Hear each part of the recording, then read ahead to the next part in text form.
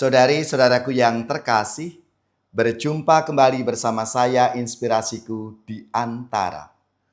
Renungan Harian Rabu 20 Agustus.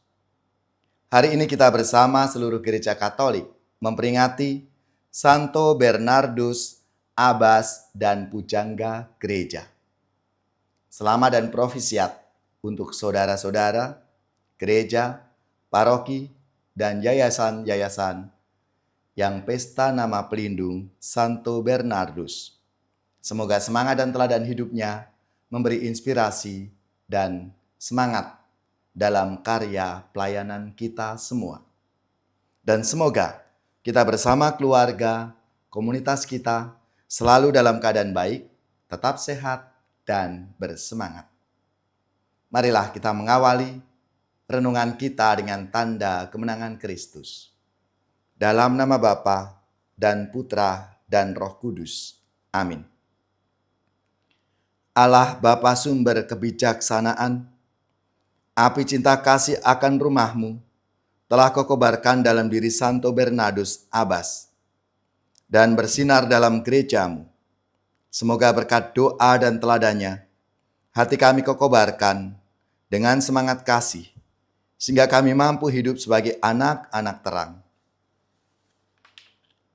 Dengan pengantaraan Yesus Kristus Putramu Tuhan kami, yang bersama dengan Dikau dalam persatuan Roh Kudus, hidup dan berkuasa Allah sepanjang segala masa.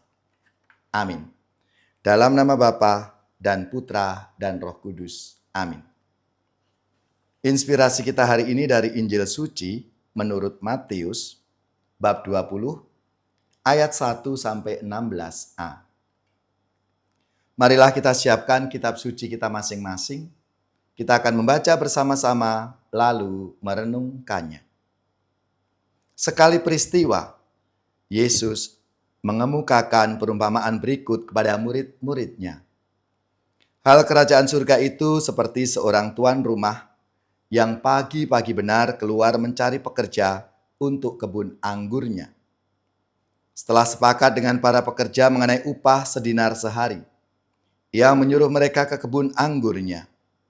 Kira-kira pukul 9 pagi ia keluar pula, dan dilihatnya ada orang-orang lain menganggur di pasar.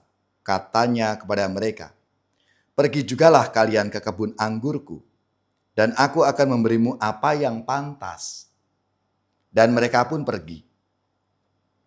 Kira-kira pukul 12 dan pukul 3 sore ia keluar pula dan berbuat seperti tadi.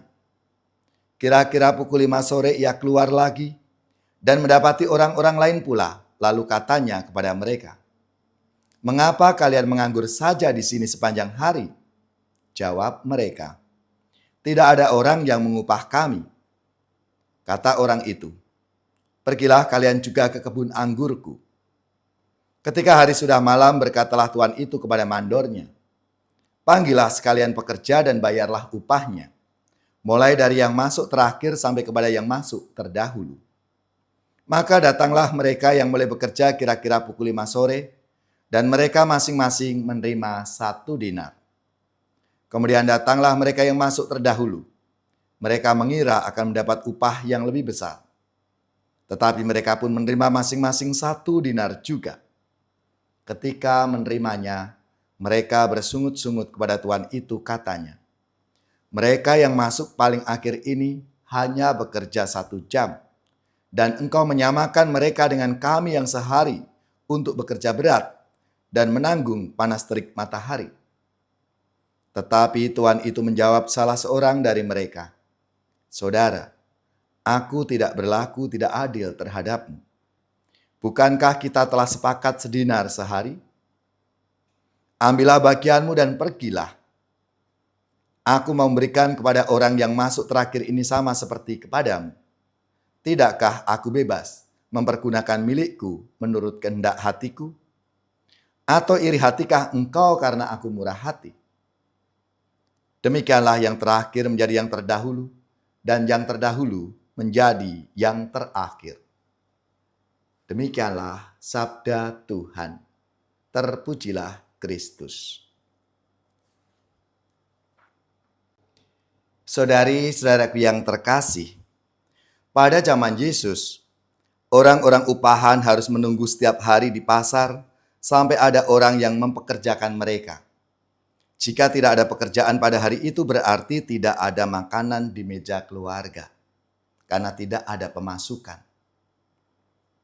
Dalam perumpamaan sabda Tuhan hari ini, para pekerja yang bekerja sepanjang hari mengeluh karena majikan membayar pekerja yang datang sore hari dengan upah yang sama dengan mereka yang bekerja sepanjang hari. Namun sang majikan berpikir ini bukan hanya soal keadilan, melainkan juga soal kemurahan hati. Ia memberikan upah yang sama untuk mereka yang bekerja pada sore hari, supaya keluarga mereka dapat makan dan bertahan hidup. Saudari-saudaraku yang terkasih, Tuhan akan selalu bermurah hati kepada orang yang rajin dan setia bekerja. Setiap orang akan diberikan rezeki seturut kehendaknya. Iri hati terhadap penghasilan orang lain hanya akan semakin memperburuk kehidupan batin seseorang.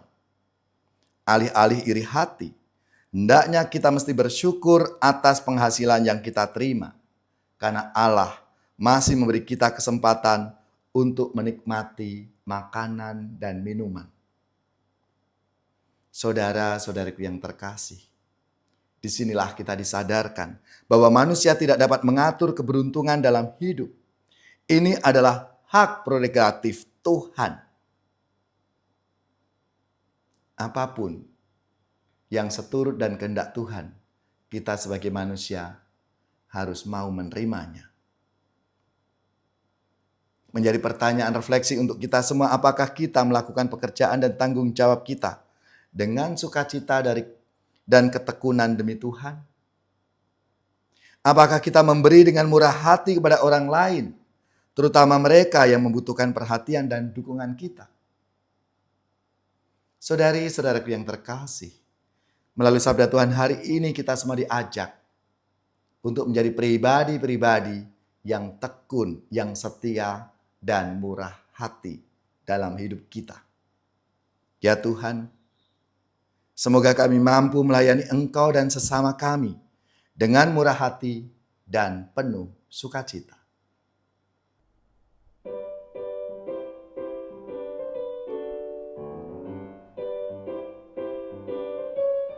Tingkatkan karya serta karsa membangun dunia, walaupun rintangan menghadang di jalan, majulah terus kita akan menang, jangan bimbang.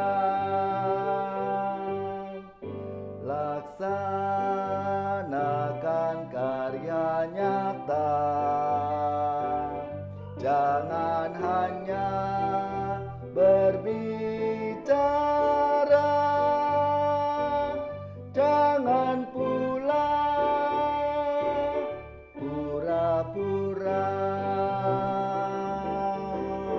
Tingkatkan karya serta karsa membangun dunia, walaupun rintangan menghadang di jalan, majulah terus kita akan menang, jangan bimbang.